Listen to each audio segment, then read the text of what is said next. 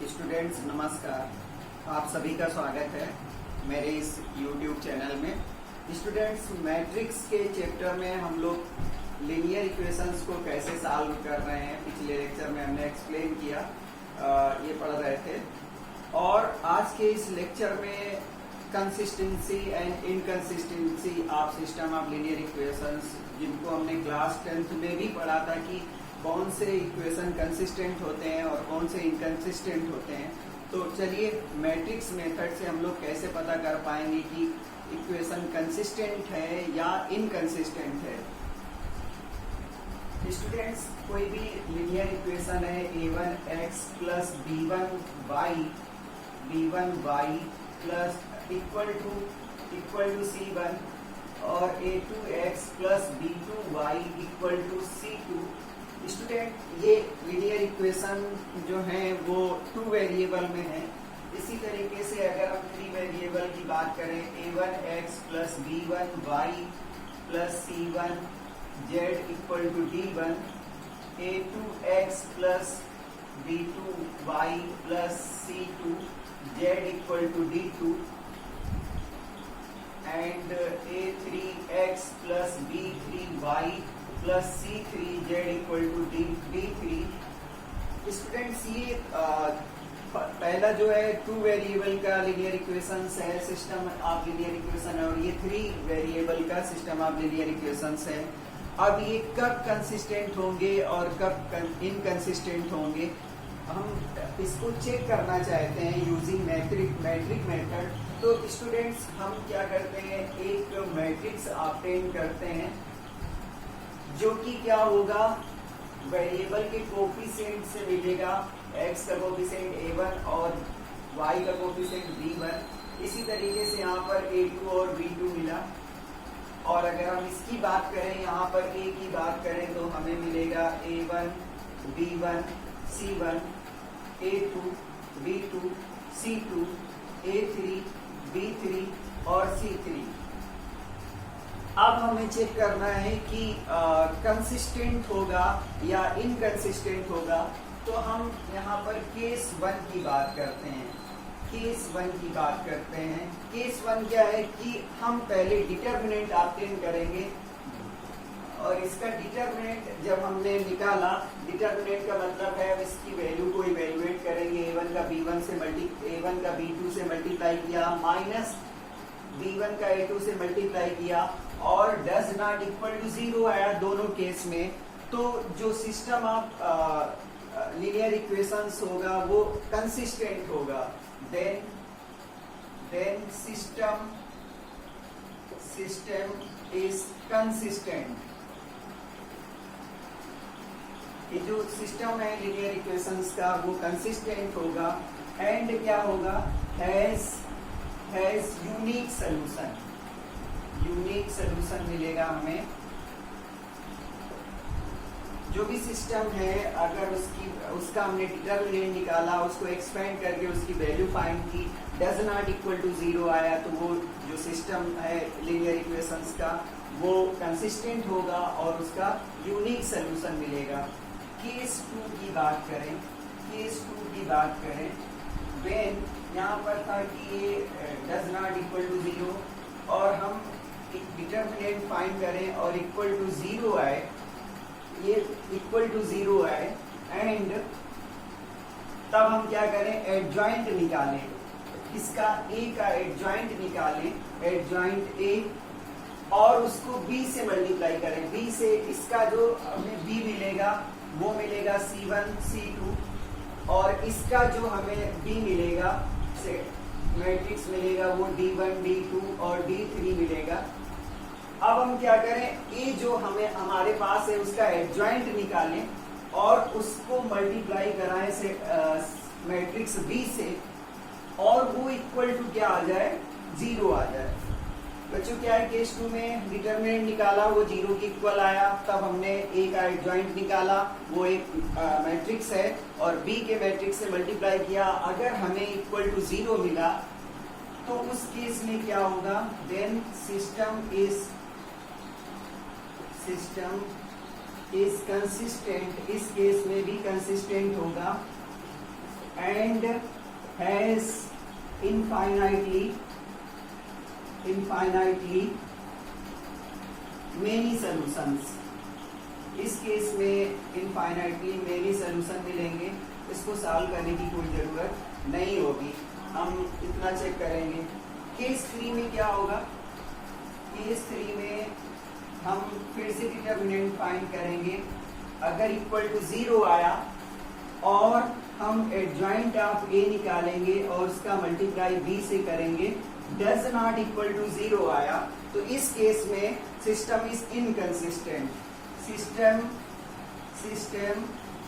Is inconsistent.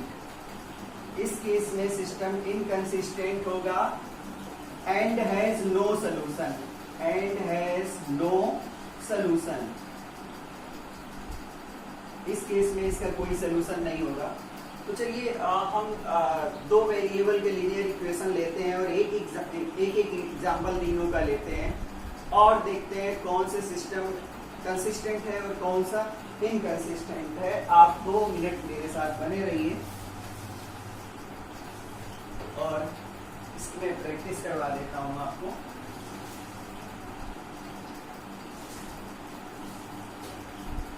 दो minute में आप ये चेक करना सीख जाएंगे कि कौन से सिस्टम कंसिस्टेंट हैं और कौन से इनकंसिस्टेंट हैं। 2x + 5y हमने 2 वेरिएबल कर लिया है। सेम वे से आप 3 वेरिएबल का भी चेक कर सकते हो। इसको चेक करना है कि कंसिस्टेंट है कि नहीं है, तो हमने a नोट किया, a आया 2, 5, 3 और 2 और b नोट कर लेते हैं साथ ही साथ, तो 1 और 7 आया। सबसे पहले हम इसका डिटर्मिनेंट फाइंड करेंगे। मतलब क्या है, 2 का 2 से मल्टीप्लाई किया और -3 का मल्टीप्लाई 5 से किया, तो 4 - 15 आया is equal to -11 does not equal to 0। -11 कभी इक्वल टू 0 तो हो नहीं सकता। तो ये सिस्टम कैसा है? System of linear equations is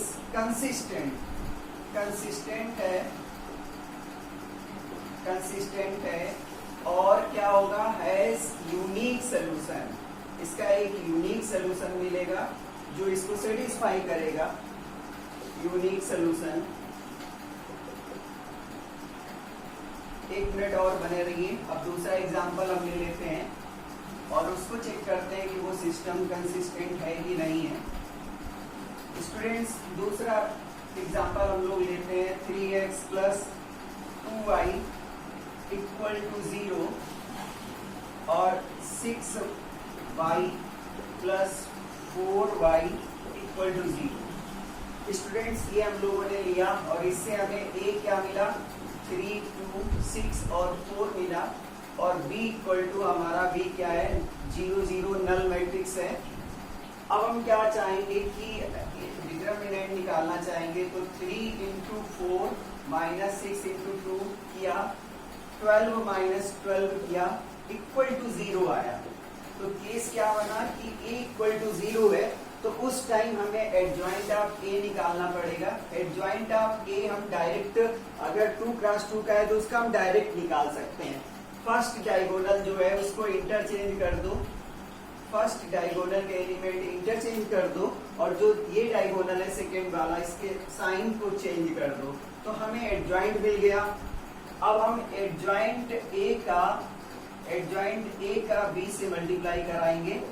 4 - 2 - 6 और 3 और यहाँ पर 0, 0 इसका मल्टीप्लाई कराएंगे तो हमें 0, 0 मतलब कि नल मैट्रिक्स मिल गया। और जब भी एडजॉइंट ऑफ ए का मल्टीप्लाई बी से कराएं और इक्वल टू नल मैट्रिक्स मिल जाए, तो सिस्टम इज कंसिस्टेंट